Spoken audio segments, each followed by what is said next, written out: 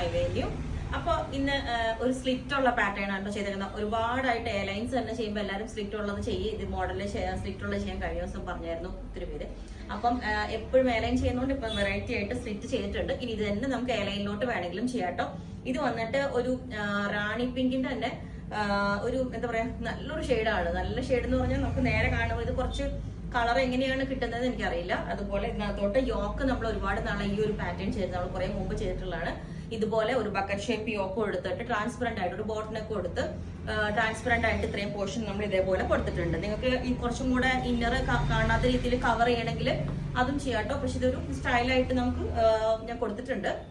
ഇതുപോലെ ഇതിനകത്ത് യൂസ് ചെയ്തേക്കുന്ന ഈ ഒരു ഫാബ്രിക് ഉണ്ടല്ലോ ഭയങ്കര ഭംഗിയാട്ടോ. ചെറിയ പേള് പോലെയുള്ള ഒരു ത്രെഡോടുള്ള വർക്കാണ്, പക്ഷെ നമ്മൾ കാണുമ്പോൾ ഒരു പേൾ വർക്ക് പോലെ തോന്നും.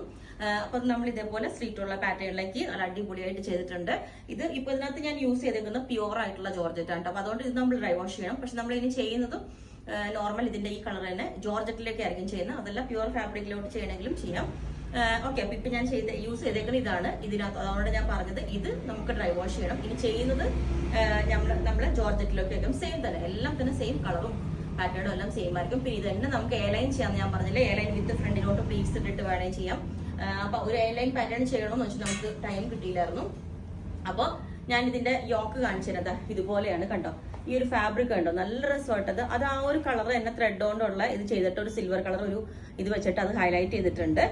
സ്ലീവിന്റെ എൻഡിലോട്ടും നമ്മൾ ആ ബോർഡറും ഭയങ്കര സിമ്പിൾ, നല്ല രസം. അത് ആ വർക്ക് ശരിക്കും കണ്ടോ, നല്ല രസമല്ലേ. ഇത് ട്രാൻസ്പെറന്റ് ആയിട്ട് ഇതേപോലെ കൊടുത്തിട്ടുണ്ട്.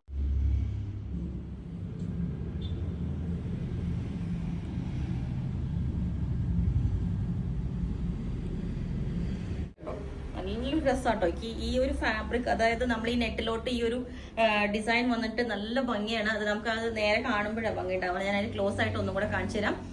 ഇതുപോലെ ട്രാൻസ്പെറന്റ് ആയിട്ട് കൊടുത്തിട്ട് ശരിക്കും ആ ഒരു കളറിന് നല്ല സിമിലർ ആയിട്ട് ഒരു വർക്ക് ചെയ്ത പോലെ തന്നെ ഉണ്ട് ഇതിന്റെ നെക്ക് വന്നിട്ട്. ഓക്കെ, അപ്പൊ നെക്ക് നിങ്ങൾക്ക് ഞാൻ പറഞ്ഞില്ലേ എങ്ങനെ വേണമെങ്കിലും കസ്റ്റമൈസേഷൻ പോസിബിൾ ആണ്. ഇതുപോലെ ഉണ്ടാവും. ഓക്കെ, ഈ കളറാണ് ഏറ്റവും സൂപ്പർ.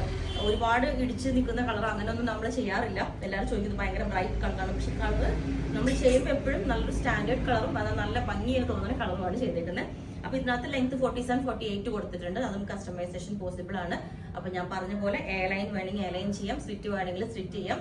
പിന്നെ ഞാൻ വിചാരിച്ച ഇതുപോലെ തന്നെ സെയിം പാറ്റേൺ തന്നെ ഒരു ചെറിയ ഇൻവേർട്ടഡ് പ്ലീറ്റോ അല്ലെങ്കിൽ നോർമൽ നമ്മൾ കൊടുക്കുന്ന പ്ലീറ്റ്സ് കൊടുത്തിട്ട് ചെയ്യാം.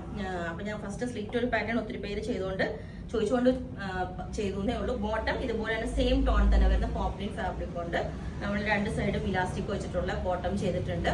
സ്ലിറ്റ് ആവുമ്പോൾ നമുക്ക് കുറച്ചൊരു പെൻസിൽ ബോട്ടം ആയിരിക്കുമല്ലോ നല്ലത്. അതുകൊണ്ട് പെൻസിൽ ബോട്ടം ആണ്.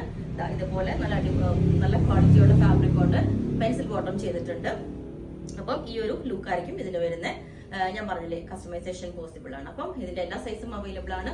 ബുക്ക് ചെയ്തിട്ട് നമ്മളൊരു 15 വർക്കിംഗ് ഡേയ്സ് കഴിഞ്ഞിട്ടായിരിക്കും ഡെസ്പാച്ച് ചെയ്യുന്നത്. അപ്പോൾ നിങ്ങൾക്ക് വേണമെങ്കിൽ താഴെ വാട്സ്ആപ്പ് നമ്പറിൽ കോൺടാക്ട് ചെയ്താൽ മതി. Okay, thank you.